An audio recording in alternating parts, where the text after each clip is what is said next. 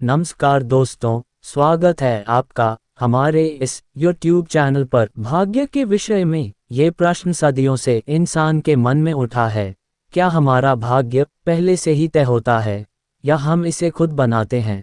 कई दार्शनिकों और धर्मों के विचार अलग अलग हो सकते हैं, लेकिन ये जीवन का एक महत्वपूर्ण प्रश्न है जिसे हर व्यक्ति अपने अनुभवों और विश्वासों के आधार पर समझता है। तो आइए बढ़ते हैं आज की इस कहानी की ओर। मगध राज्य के एक छोटे से गांव में वसुदेव नाम का एक साधारण किसान रहता था। वसुदेव एक मेहनती और ईमानदार व्यक्ति था, लेकिन उसका जीवन कष्टों से भरा हुआ था। उसकी जिंदगी में समस्याओं की कोई कमी नहीं थी। कभी फसलें बर्बाद हो जाती थी, कभी परिवार में कोई बीमार पड़ जाता था। उसकी पत्नी मणि भी सदैव बीमार रहती और उसके 2 बच्चे भी कमजोर और बीमार थे। वसुदेव के पास खेती के अलावा कोई अन्य साधन नहीं था, लेकिन खेती भी उसके लिए कठिनाई बन चुकी थी। हर दिन सुबह उठकर वसुदेव खेत में जाता, कड़ी मेहनत करता, लेकिन उसकी मेहनत का फल उसे नहीं मिल पाता। गांव के लोग हमेशा कहते, ये सब तुम्हारे भाग्य का खेल है, तुम्हारी किस्मत में यही लिखा है और कोई भी इसे बदल नहीं सकता।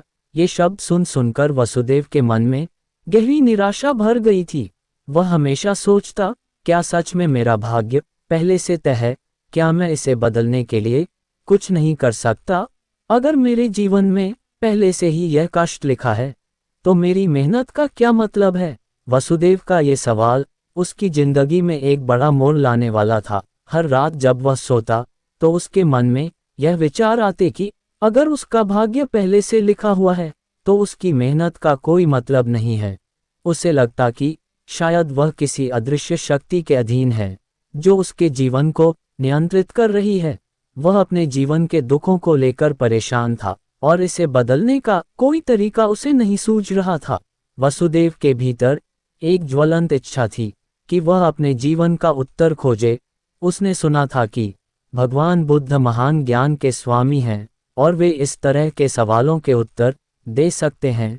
गांव के एक बुजुर्ग ने उसे बताया था कि बुद्ध इन दिनों पास के जंगल में तपस्या कर रहे हैं और लोगों को उनके जीवन के जटिल सवालों का समाधान दे रहे हैं। वसुदेव ने अपनी पत्नी मणि से कहा, मैं भगवान बुद्ध से मिलना चाहता हूँ। मैं जानना चाहता हूँ कि क्या मेरा भाग्य पहले से तय है या मैं इसे बदल सकता हूँ। मणि ने भी उसे समर्थन दिया, क्योंकि वह जानती थी कि वसुदेव इस सवाल को लेकर अत्यधिक चिंतित था और इसका उत्तर उसे मानसिक शांति प्रदान कर सकता है। अगली सुबह वसुदेव ने यात्रा पर निकलने का निर्णय लिया। उसने अपने खेतों और परिवार की जिम्मेदारी कुछ दिनों के लिए गांव के एक विश्वसनीय मित्र को सौंप दी और बुद्ध की ओर चल पड़ा। उसकी यात्रा लंबी और कठिन थी, लेकिन उसके मन में ये दृढ़ संकल्प था कि वह अपने सवाल का उत्तर पाएगा। वसुदेव की यह यात्रा सरल नहीं थी। उसे कई जंगलों, नदियों और पहाड़ों को पार करना पड़ा।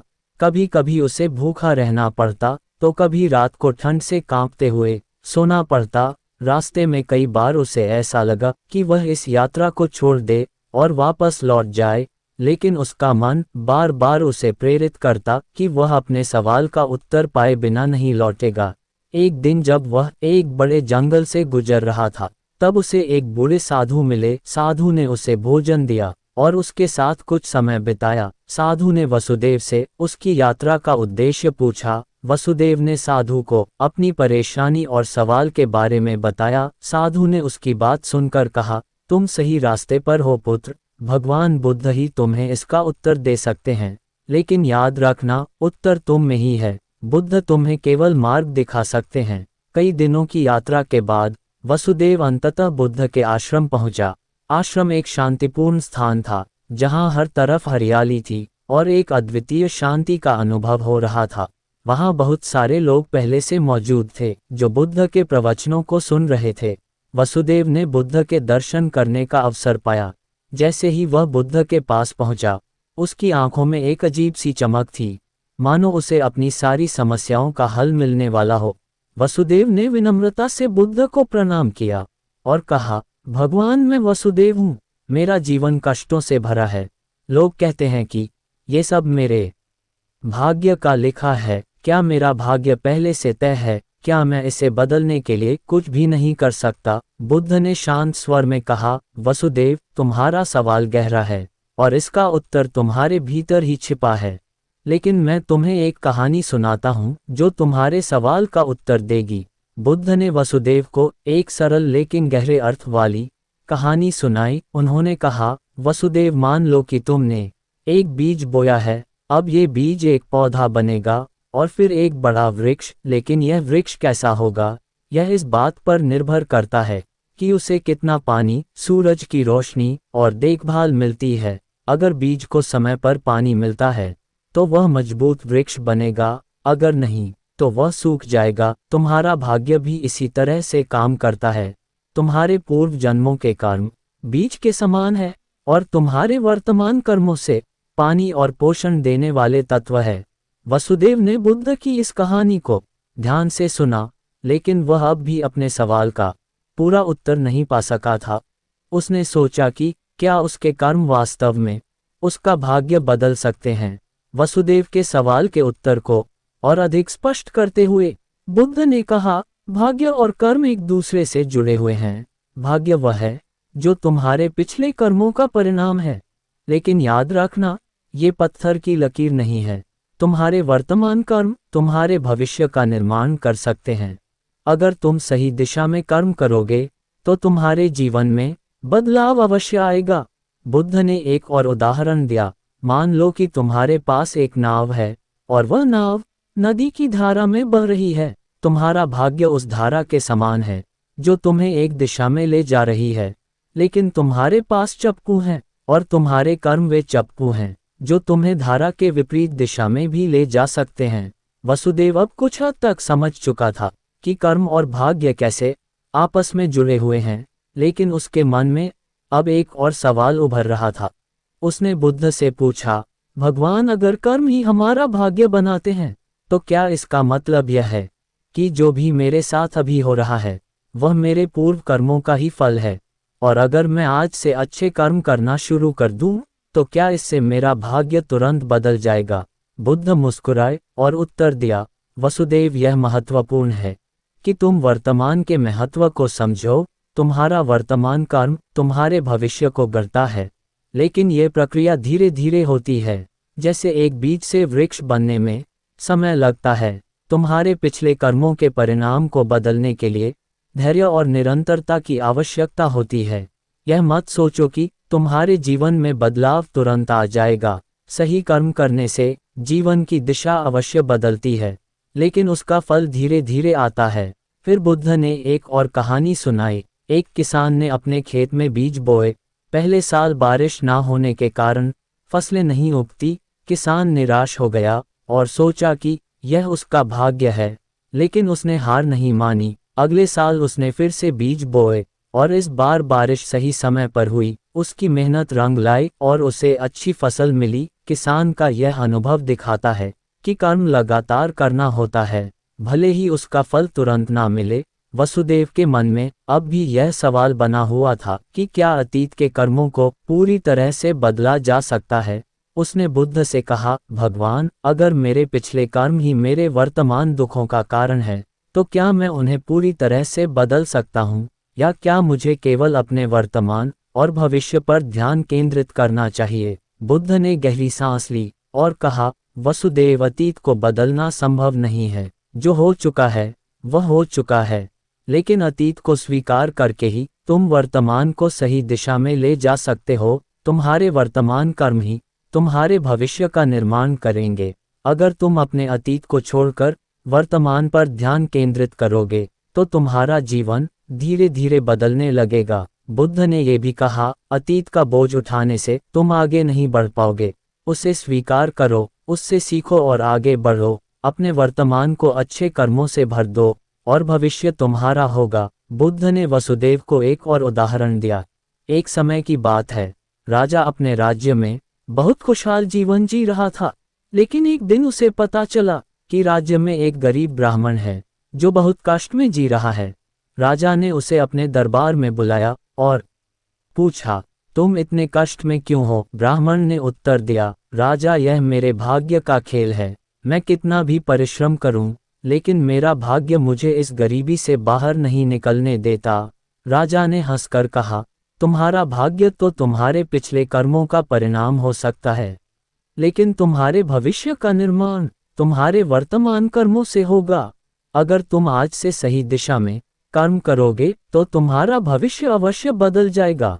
राजा ने ब्राह्मण को कुछ मदद दी और उसे अपने जीवन में अच्छे कर्म करने के लिए प्रेरित किया। धीरे धीरे ब्राह्मण ने मेहनत करनी शुरू की और कुछ सालों के बाद उसका जीवन पूरी तरह बदल गया। वह गरीबी से बाहर आ गया और एक समृद्ध जीवन जीने लगा। बुद्ध की बातों ने वसुदेव के मन में एक नई रोशनी जगा दी। उसने महसूस किया कि भाग्य कोई ऐसी चीज नहीं है जो स्थायी हो और जिसे बदला ना जा सके।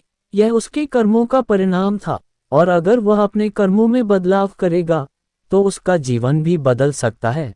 वसुदेव अब समझ चुका था कि उसे अपने अतीत के कर्मों को स्वीकार करना होगा और अपने वर्तमान पर ध्यान केंद्रित करना होगा। उसने बुद्ध से कहा, भगवान, मैं अब समझ चुका हूँ कि मेरा भाग्य मेरे ही हाथों में है। मैं अपने कर्मों को बदलकर अपने जीवन को एक नई दिशा दे सकता हूँ। बुद्ध ने उसे आशीर्वाद दिया और कहा, सही रास्ते पर चलने वाले को कभी निराश नहीं होना चाहिए। जीवन में जो कुछ भी होता है वह हमारे कर्मों का ही परिणाम होता है। अगर हम सही दिशा में कर्म करेंगे तो हमारा भविष्य अवश्य उज्जवल होगा। वसुदेव बुद्ध से विदा ले अपने गांव की ओर चल पड़ा। अब उसके मन में एक नई ऊर्जा थी और उसे यह विश्वास हो चुका था कि उसके जीवन में जो भी कष्ट हैं वे उसके अतीत के कर्मों का फल है, लेकिन वह अपने कर्मों से अपने भविष्य को बदल सकता है। गांव में लौटकर वसुदेव ने अपने जीवन में बदलाव की शुरुआत की। उसने खेती में और भी अधिक मेहनत की, अपने परिवार के प्रति और भी अधिक जिम्मेदारी से पेश आया और अपने व्यवहार में संयम और धैर्य को अपनाया। धीरे धीरे उसके जीवन में सकारात्मक बदलाव आने लगे। उसकी फसलें अब बेहतर हो रही थी, उसका परिवार स्वस्थ रहने लगा और उसका आर्थिक स्थिति भी सुधारने लगी। वसुदेव के जीवन में धीरे धीरे सब कुछ बदलने लगा। उसकी मेहनत और सही कर्मों का फल उसे मिलना शुरू हो गया। गांव के लोग अब उसकी सफलता की कहानियां सुनाने लगे। वे कहते, वसुदेव ने अपने भाग्य को बदला है। उसने अपने कर्मों से ये साबित कर दिया कि भाग्य पहले से तय नहीं होता। वसुदेव के जीवन का ये बदलाव उसे और भी प्रेरित करता रहा और वह हर दिन अपने जीवन को और बेहतर बनाने में जुटा रहा। उसने ये भी समझा कि जीवन में धैर्य का महत्व कितना बड़ा है। समय के साथ वसुदेव गांव के सबसे सफल व्यक्तियों में से एक बन गया। वसुदेव एक दिन फिर से बुद्ध के पास गया और उन्हें धन्यवाद दिया। उसने कहा, भगवान, आपने मुझे सिखाया कि भाग्य और कर्म आपस में जुड़े हुए हैं। आपने मुझे दिखाया कि अगर हम सही दिशा में कर्म करें तो हमारा भविष्य बदल सकता है। मैं अब समझ चुका हूँ कि भाग्य कोई स्थायी चीज नहीं है और हमें अपने कर्मों पर ध्यान देना चाहिए। बुद्ध ने मुस्कुराते हुए उत्तर दिया, वसुदेव, तुम्हें अब ये समझ आ गया है कि जीवन का सारा खेल कर्मों का है। भाग्य का लिखा हमारे पिछले कर्मों का परिणाम है, लेकिन हमारे वर्तमान कर्म ही हमारे भविष्य को तय करेंगे। जीवन में कभी निराश मत होना, क्योंकि तुम्हारे कर्म ही तुम्हारे सबसे बड़े साथी हैं। वसुदेव अब पूरी तरह से आत्मनिर्भर और आत्मविश्वासी बन चुका था। उसने ये समझ लिया था कि जीवन में कोई भी चीज स्थायी नहीं होती और हमारे कर्म ही हमें हमारे भविष्य की ओर ले जाते हैं। उसने बुद्ध के सिखाए गए मार्ग को अपने जीवन में उतारा और अपने जीवन में सुख और शांति का अनुभव किया। इस कथा का संदेश यही है कि हमारा भाग्य पहले से तय नहीं होता, हमारे कर्म ही हमारे भविष्य का निर्माण करते हैं।